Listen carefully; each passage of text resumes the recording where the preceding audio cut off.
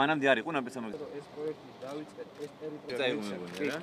თითქმის აი ენგურის მიმართულება არის აქედან, ამიტომ ეს წყალი ტრიალებს აქ და მე ეს ნაპირი მიიწევს. საშუალებლად აი ეს არის ალიბი, რომელიც აქვე იპრება. აი ეს არის ალიბი ბეტონის.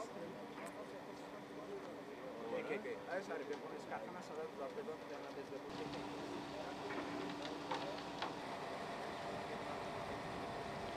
პირველ რიგში მოგესალმებით. მე დღეს დავიწყე ესე იგი რეგიონებში ვიზიტი. ჩემი მიზანია ეს რომ უშუალოდ მე თვითონ დავათვალიერო ადგილზე მიმდინარე სამუშაოები.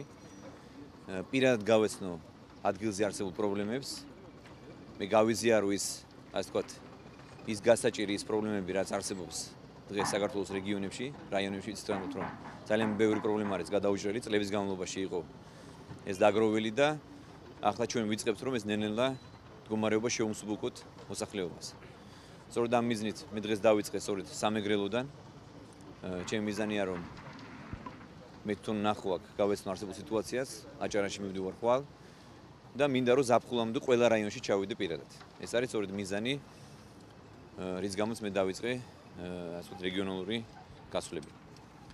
ის ალბათ მიმდინარეობს მშენებლობა, ნაპირსამაგრი სამუშაოები, ეს მანამდე არ იყო დაგეგმილი. როგორც ყოველთვის უკვე მაკეთებდნენ ყველაფერს სინახელისუფლება და შედეგი გამოიღო ამ დაუგეგმავმა, ასე ვთქვათ, სამუშაოებმა ის რომ 100 მეტრი სანაპირო ზოლი მიიტაცა ზღვამ. ამას გარდა ის სასტუმროები, რომელიც აშენებული იყო მანამდე, ის სასტუმროები ზიანდებოდა და აქედან გამომდინარე აუცილებელი გარდაუვალი იყო ამ ნაპირსამაგრის სამუშაოების განხორციელება. ეს არის პირველი ეტაპი, ჩვენ ვახორციელებთ ამას, დაახლოებით 15 მილიონი ჯდება თუ არ ვცდები, მეორე ეტაპი დაახლოებით 7-დან 10 მილიონამდე დაჯდება. თუმცა როგორც ხედავთ, ძალიან ბევრი რამ არის გასაკეთებელი. მაგ უნდა გაკეთდეს ინფრასტრუქტურა, სასტუმროები, ასე უნდა მოეწყოს სანაპირო ზოლი, პლაჟი უნდა მოეწყოს. ასე რომ ჩვენ ამას თანამიმდევრულად მივყვებით. რაც შეეხება ანაკლის სპორტის მშენებლობას, ვიცით რომ აშენდება, როდის დაიწყება? ანაკლის სპორტზე, კი ბატონო, გეტყვით რომ ჩვენ ამჟამად ვახორციელებთ შესწავლით სამუშაოებს. ეს შესწავლა დასრულდება დაახლოებით 3 თვეში.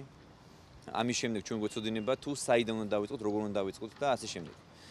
ანუ ზუსტი გათვლები არის საჭირო იმისათვის რომ სწორად დავგეგმოთ სამუშაოები.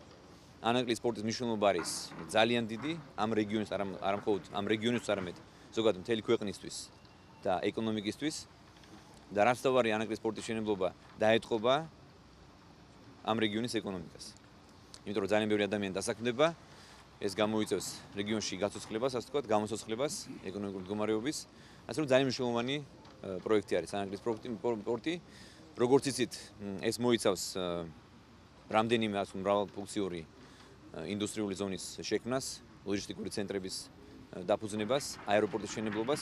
ეს რა თქმა უნდა, ეს არ არის ერთწლიანი პროექტი, ეს უნდა ასე ვთქვათ, გადანაწილდეს რამდენიმე წელიწადს. მაგრამ თავარი ჩვენ დავიწყოთ სწორად დავგეგმოთ და არა ისე როგორც ადრე გეგმავდნენ. როგორც მთავრობა მუშაობდა სტრატეგიული ობიექტების სიაზე, თუ დასრულდა ნუსხის შემუშავებაზე მუშაობა და რა ობიექტები შეეხება? ნუსხაზე მუშაობა დასრულდება ძალიან მალე. ჩვენ ამას დავამტკიცებთ მთავრობის სხდომაზე. მე მიმაჩნია რომ ისე როგორც ყველა ნორმალურ ცივილიზებულ ქვეყანაში ჩვენც უნდა გქონდეს, ჩვენ თუ გვაქვს პრეტენზია რომ ვიყოთ ნორმალური და ცივილიზებული ქვეყანა, ასევე ჩვენ უნდა გქონდეს მსგავსი ასე ვთქვათ ნუსხა იმ სტრატეგიულ ობიექტებს, რომლებიც განსაკუთრებულ ყურადღებას საჭიროებენ სახელმწიფოს მხრიდან. სწორედ მიზანი და ჩემი ინიციატივა ამაში მდგომარეობდა რომ აღნიშნული ობიექტები იყოს სათანადოდ დაცული და გათვალისწინებული იყოს სახელმწიფოს ინტერესები.